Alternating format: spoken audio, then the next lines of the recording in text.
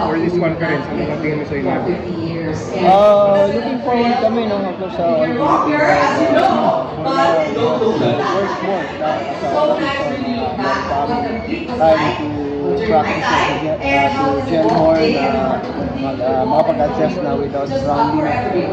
So, JD, what I love doing, especially these past few days, is looking back at kung paano tayo nagsimula. From the broadcasting side, from the basketball side, and it was so nice seeing you on the court side once again for yung retro na ito natin. Pero sobrang older yung recording, and I'm just so excited about that because we have a lot of entertainment and a lot to work on. And of course, when we're doing that all for you on the big side, so everyone should, at this moment, log on to the Pilipinas Live app, either via Pilipinas Live.com or and Google Play as well. So for those who want to see more of it, go log on there. But for right now, we're going to take a quick break. Don't go away. More here on the PBA's 50th greatest anniversary.